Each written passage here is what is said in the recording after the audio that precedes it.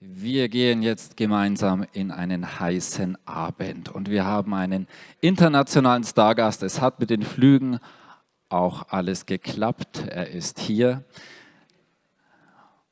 und er ist ein Superstar in seinem Bereich weltweit. Ich freue mich sehr, dass wir ihn heute hier haben. Er ist mehrfacher Bestseller-Autor, viele erfolgreiche Unternehmen aufgebaut, unter anderem speziell im Bereich Internet und Marketing, Digital Marketers.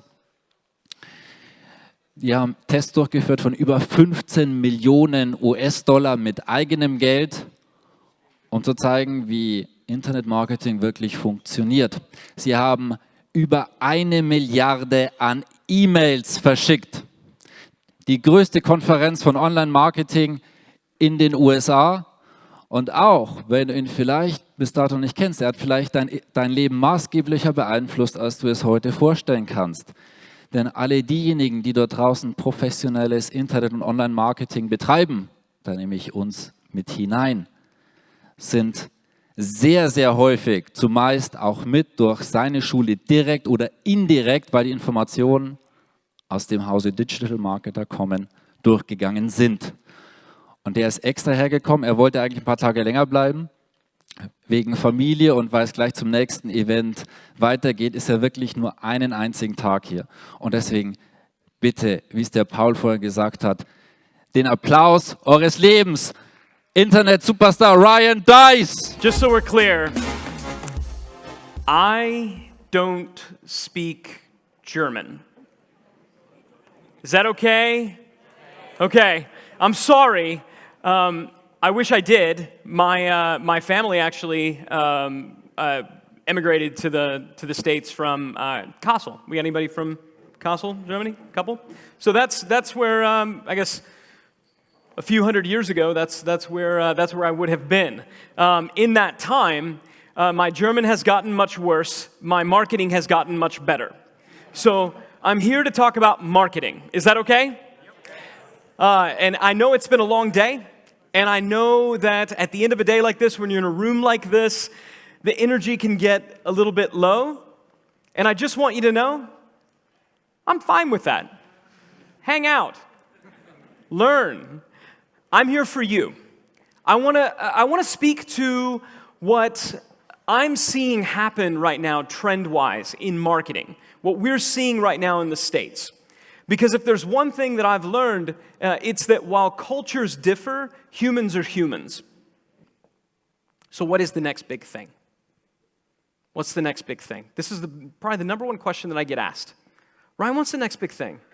What's the next big thing that's coming along in marketing? What's the next big, what's the next big Google? What's the next big Facebook? What's the next big social media revolution? What's the next big video marketing? What's the next big, chatbots? Everybody always wants to find that next big thing. And what I want you to do, you've all, by the way, been very, very gracious, and that I haven't really seen anybody just tweeting on, checking their email and stuff during this presentation. So I'm terrified to do this, but I want you to get out your phones, and I want you to look at your home screen. Okay, please don't get distracted and start, looking at Facebook posts or things like that. But I would like for you just to get out your phones and just look at your home screen. I want you to think about the apps that you use every single day in your life. What are those apps that you use every single day of your life? The thing that is interesting is that for most of us, it's not the phone app. Am I the only person who gets angry when my phone rings? Right? Why are they calling me? I'll get mad at my mom. I'm like, Mom, if you want to talk, text me to let me know you want to talk, and then we'll talk. So it's not really the phone. That's not, funny enough, we still call it a phone, but the phone isn't really the one that we're using every day. Instagram. And I'm going to ask, you know what? Can we be bold together? Because I promise this is, I'm not setting you up for anything, okay? I just really want to know. Good kind of audience polling. Please raise your hand if you use Instagram every day. Help me out. So none of you don't use it. What do you use? No social media? Let's give her a round of applause. You're literally the one. You know that, right? Facebook. All right, I bet most of you, yeah, let me see it, Facebook. Maybe you don't love Facebook. Maybe for you it's Twitter, okay? Maybe LinkedIn. Okay, so show if you use one of these four, please raise your hand. If you use one of these four. So many of you are just, you're not being honest. Social posts. All right, we use social media. These are the tools that we use. We talked about it. Social media is entertainment. Social is the new TV. Social is the new television. It's the new entertainment. All right, chat. Maybe yours looks like this. Maybe it looks like this. Maybe you're chatting through Facebook or through some other channels. But without a doubt, all of you every day are using some type of chat, some type of messenger, right? That's the primary communication thing. We're using that every day. And then podcast. Now, this is newer here. This hasn't really caught on in the same way that it has in the States, but podcasting is the new radio, right? So if social is the new TV and podcasting is the new radio, then you could see how that's really going to have its place. But I bet there's one other app that literally every single person in this room uses every single day, and I'd wager to bet it's probably the first one that you open. And it may not look like this one, but I bet it's an email app. Human beings, fully grown adult human beings, check their email every single day. It is so common that there are books and courses and trainings out there teaching us how to not check our email every single day. Right? It's like the opposite of exercise. Right? This is the thing that we do every single day. So I believe that the next big thing, and wait for it because you know the words are going to show up in completely the wrong spot. But I believe that the next big thing in marketing is the email newsletter.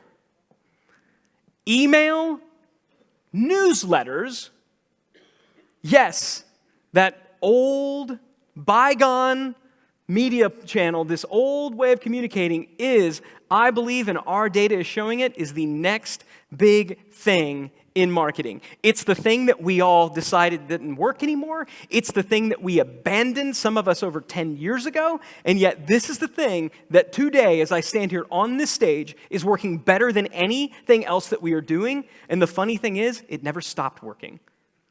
We simply decided that it didn't work anymore. We decided that now that we had blogs, we didn't need to send out emails with content. We could send out emails telling people to click and go to the blog. We stopped putting content in the inbox, and that was a mistake. So why email? Number one, it's not dead.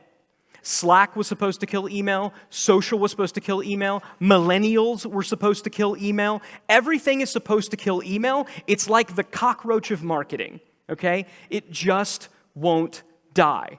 But it's like a cockroach if it's an adorable, snuggly, cuddly cockroach that gives you money. Number two, it's actually less distracting and more engaging than social. I want you to think about the experience of when you're reading an email, especially when you're reading an email on one of these. When you're reading an email on your phone, the email fills the entire screen. There's no distracting ads.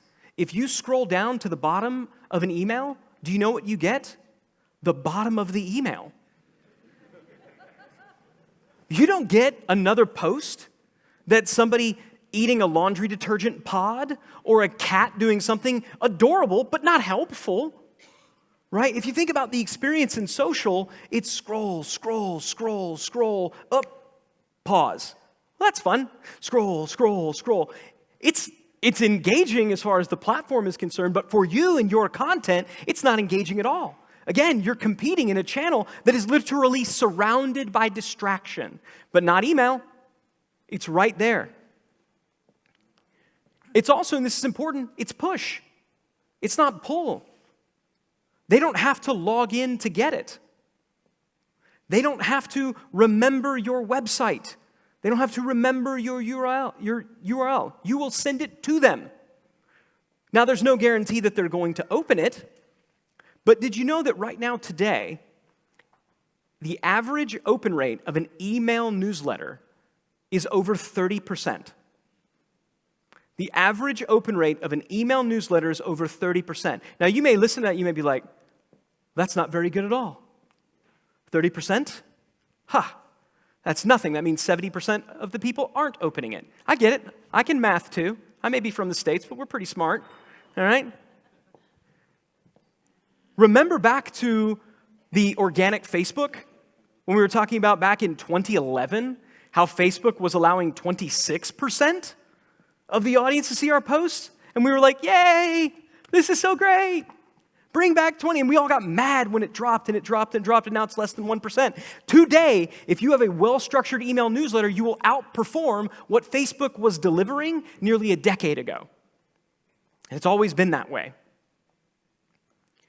And it just works. And everybody knows how to use it. I remember when everybody believed, every business on earth believed they needed to have an app. Do you remember going to websites and literally every single website is telling you, download our app, download our app, download our app? Nobody wanted to do that. I don't want to download the app, I'll just read it here. You don't have to tell somebody to download an email app. You don't have to tell somebody how to use an email app. You just got to send them an email that's worth opening. You simply have to send them an email that's worth opening. That's the hard part, but it's very doable. And there's a good chance that you're already producing the type of content that's worth opening. If you're producing really great quality content and you're posting it to your blog, but that content doesn't answer a specific question, and so it's not being found, because remember, people aren't reading your blog. They're not coming to your blog day after day after day. You need to produce content that answers questions. Remember we talked about that at the outset? But the type of content that you're writing for your blog sometimes that's more personal, that's more engaging, that isn't necessarily answering a question, but it's giving really great, phenomenal content. That's the perfect content to put into an email newsletter. It's the perfect content to put into an email newsletter. So my advice right now, today, as you head into 2020, make a commitment to make email. Yes, I realize that it's old and outdated and not as cool with the kids these days, right? But email should be the number one channel that gets the majority of your focus, even over Facebook and Instagram and some of the other channels. Email. Let's look at some other brands that did just that. Quartz is a media-first news company out of the States. They started where all their content was online. And then they discovered something kind of interesting. Nobody was coming to read their blog content, even though they had lots of VC backing, some of the best writers in the world. The only people that were coming to read their content were the people who signed up for their newsletter. So they pivoted their entire model, and they began creating newsletter editors because those are the people who are reading the content. They weren't coming back, but if you told them, hey, we've got something, and if you put that message in their inbox, they would come back. Vox, another modern media company. A modern media company that knew they could do blogging and online and digital right. What they found is, gosh, the only people who are reading on a regular basis are newsletter subscribers. So now, when you go to Vox, they're all about trying to get you to subscribe to their newsletter. Tim Ferriss wrote a book called The 4-Hour Workweek. Anybody in this book read The 4-Hour Workweek? The book where Tim literally said, don't send, check, or have anything to do with email. Tim Ferriss has a freaking email newsletter, okay? Because he finally realized people want emails. TheHustle.co. I would subscribe to it. They do email newsletters better than almost anybody else. Their product, this company's entire product is simply a daily email newsletter. I talked to their founder the other day. They're going to do in excess of $10 million a year on the back of a simple email newsletter. This one's more targeted at men. TheSkim.com is more targeted at women. It's even more successful than The Hustle, probably because it's run by a couple of women. But TheSkim.com, same deal. Very, very, very successful website. Its product, it's not a blog. Its product is an email newsletter. All of these, by the way, were companies that were founded in the last 4 or 5 years. Modern companies that started by digital native founders, young founders, much younger than me, understood social, and they said, you know what, at the end of the day, I read email. Let's do an email product. morningbrew.com. I'm giving you these examples. Obviously, these are not affiliate links. I'm not generating revenue. I don't own any of these companies. I want you to see the examples so that you can model. Okay? Morningbrew.com is a financial newsletter. It's a financial newsletter. Really, really, really effective. Now, all of the examples I've shown you, admittedly, are more B2C. They're more consumer-driven. So let's look at a couple of examples that are more for the B2B space. CB Insights. CB Insights is a newsletter, and they primarily target venture capitalists and investors in large companies. So private equity, venture capitalists, their main core product is a research offering that starts at $50,000 a year. It's a research offering that starts at $50,000 a year. They send, their primary marketing channel is their daily email newsletter. And if you read it, by the way, it's worth going to cbinsights.com/newsletter and just scrolling down because it shows all their subject lines and they're crazy and they're not professional. One of their subject lines that I saw, it was just yum, ... worm blood. I don't even remember what that was about, but I opened it. They win Digital Marketers Award for the best subject lines. They are amazing. And you know what a lot of people say? I don't like that subject line. That's not very professional.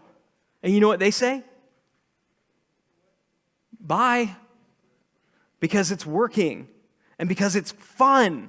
And because these professionals want to have fun too. And you know what? The content is extraordinary. In all these areas, if you don't care about the content, that's fine. Subscribe anyway. See what they are doing. CB Insights, phenomenal example. Stratechery. It's a technology newsletter, but it's paid. So it's a paid technology newsletter, $100 a year. It's loan product and email newsletter, paid. Generates a lot. I don't know exactly how much money they're making, but it's millions and millions of dollars a year on the back of a paid newsletter, one writer. That's it, one writer. I bet they net way more money than all the big tech blogs out there combined. TechCrunch, Mashable, I bet Stratechery is doing better. They also got quoted and referenced at the recent Apple product unveiling conference. So they also have a lot of credibility in the marketplace. And then Drift.com, which is one of the fastest growing B2B software companies in the last 4 years. They've grown faster than anybody else. They basically went from, startup in 4 years to around $70 million in annual recurring revenue. Think about that. From like nothing to $70 million in annual recurring revenue. Their founder, David Cancel, started writing an email newsletter. This is what the biggest, most progressive companies are doing today, and you know what? No one's talking about it. Do you know why they aren't talking about it? Because it isn't sexy. Everybody wants to talk about AI. Everybody wants to talk about machine learning. Everybody wants to talk about virtual reality, even though it makes people puke, okay? Everybody wants to talk about these things because it's new and it's hip and it's cool. If there's one thing I hope you've learned about me in our time together, I don't care about looking cool. Right? I'm just going to tell you what works. This works. Now, I got a confession to make. We messed this up big time at my company. We messed this up big time at Digital Marketer. We used to send out a regular email newsletter. We used to put content in our subscribers' inboxes. Then, when blogging kind of became this big emergent thing, we said, well, that's dumb. Let's put all the content on our blog. And we'll simply send emails out to people telling them that we posted on the blog.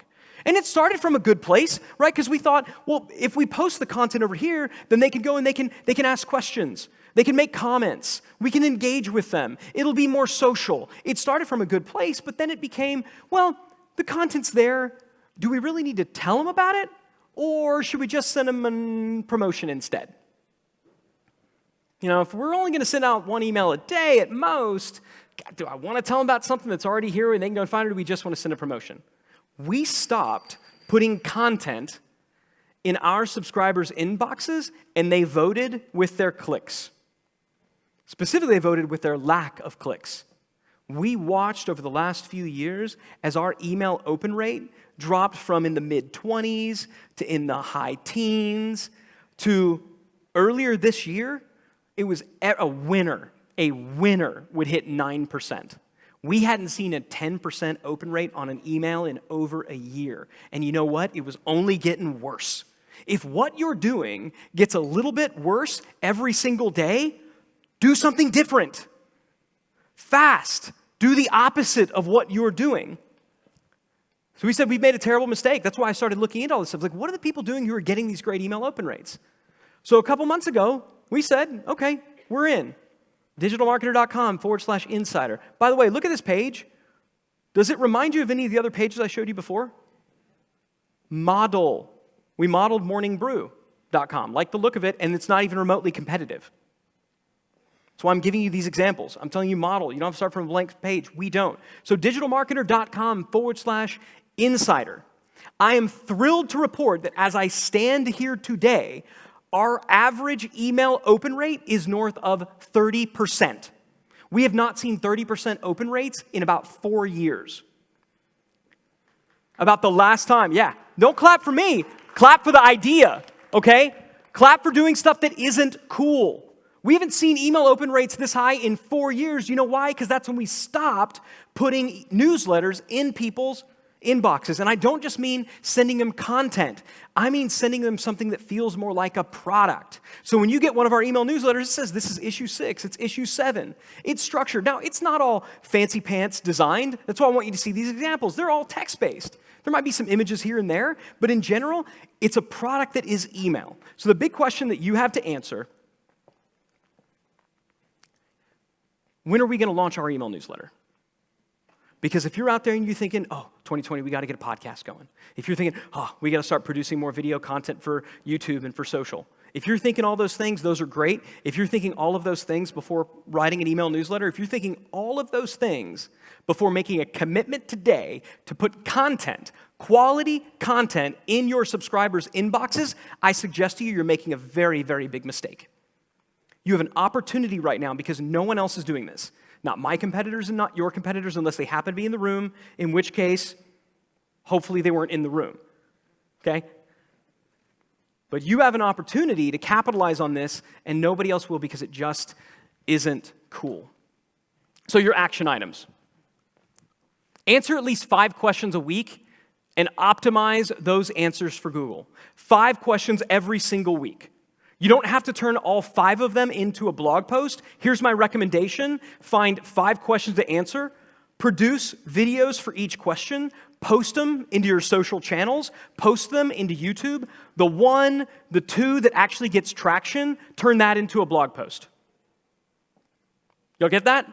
5 questions a week. Test, and it can just be a simple, you walking along, filming a video while you're walking down the street. It doesn't have to be fancy. It could be a whiteboard video. It could be a demo, a screen capture if you want to go that route. 5 videos a week, post the best one, turn into a blog, and optimize for Google. If you don't have somebody on your team who understands technical SEO, either hire them or learn it. Optimize around the questions that people are asking, though. Produce great content for your audience and pay for awareness, but save your shows for your best people. And then finally, get an email newsletter strategy ASAP. Get an email strategy ASAP and launch an email newsletter that your people will actually read. One last closing thought that I want to leave you with. In the States, we have these people known as rednecks. Have you heard of rednecks? I was born and raised in Texas. Boo-boo, right? Redneck, okay? These are my people. These are the people who will put plastic in the back of a pickup truck, fill it with water, and go, yeah! Traveling hot tub! These are the people you need to be watching. Stop talking to your marketing friends about what's working in marketing. They're simply going to tell you the stuff that's cool and that makes them look smart. Start talking to whatever your version of rednecks are out here. Do you have a version of rednecks? What do you call them? You know what? We don't have to go there. It's fine. It's fine. Talk to normal people who do watch reality TV. You're saying, I don't watch reality TV. Then you're out of touch. As a marketer, it is your job to best understand your customer.